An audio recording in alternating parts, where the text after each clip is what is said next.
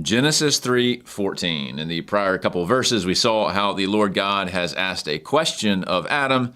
He asked a question of the woman Eve, and now he is going to address the serpent. Ke epen kyrios ha theos to ophe, hati epoiesas tuta, epikataratas su, apo panton ton katenon, kai apo panton ton therion tes ges. We'll finish up the verse here in just a second. We begin, as we've seen numerous times, with the third singular aorist of lego. Someone speaks. Who is it? Kyrios ha theos, the Lord God. Again, as we've seen numerous times, translating Yahweh Elohim, this covenantal identity of the Lord God. So he speaks to Ophe, and this is, as we've seen numerous times, this is from Ophis, which is the serpent. So notice that God doesn't actually ask him a question, as we'll see. He just directly pronounces the judgment. And it begins with hati here. This would be something like because, not so much that, but because. It's pronouncing a result, a consequence. Because of what? Well, epoiesas here. You see the as ending with the sigma aspect infix and the epsilon there. This tells us a third singular aorist active indicative from poieo. Because you did this. And that refers back to verse 13. And it's interesting, Eve had claimed that the serpent deceived her and caused her to eat the fruit. And God doesn't question that accusation. That is indeed true. And so he now is pronouncing the result of what Satan has done. And the big declaration here is that he is epikataratas su. You are accursed. Epikataratas means to be cursed. The Hebrew here is arur. And this is the first major curse here in the Genesis 3 sequence.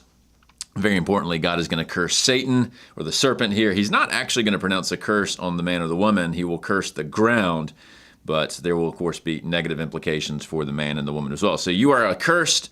And next we have apo panton, from, or from among all of the katenon. And we've seen this word ages ago back in the earlier chapters of Genesis. Kanenos, this is referring to the sort of livestock, or perhaps the domesticated animals, and also apapanton, see that repeated, among all of the therion. And this would be more like the wild animals, the beasts of the field. And Satan is cursed from among all of those, both the domesticated animals and the wild animals, tes ges of the earth. So he is maximally cursed, or from among all of these creatures.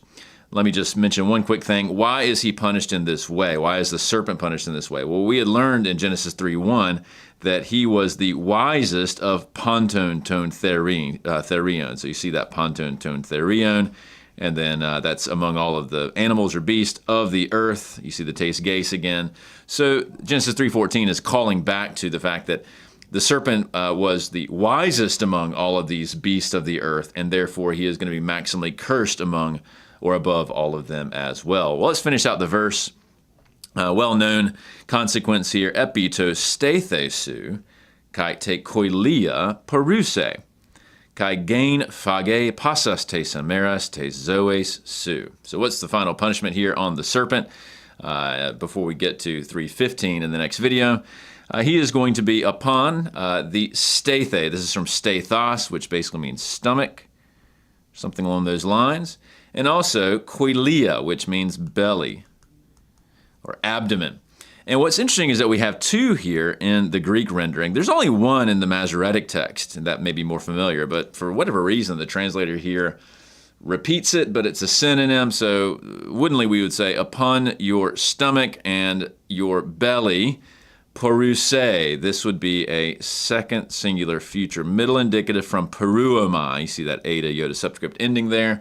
So you will go, although the Hebrew actually says walk, which is quite interesting, but you will go upon your stomach and upon your belly. And then what else will you do? Gain, you will phage. Phage here is from estheo. It's a second singular future middle indicative again. And we've seen that spelling change from estheo to that phag root. So you will eat, gain, earth. Now the underlying Hebrew is dust, and typically we would see dust translated with chun, but in this case, for whatever reason, the translator has picked gain here, perhaps to match the use of that word earth elsewhere, not only in this verse, but in prior verses. So you will eat earth, if you will, or you could maybe render that dust, I suppose. Pasas tas hemeras there, all of the days, te zoesu, of your life. And so the curse upon Satan is that he will eat the dirt down beneath. And so that is Genesis 3:14.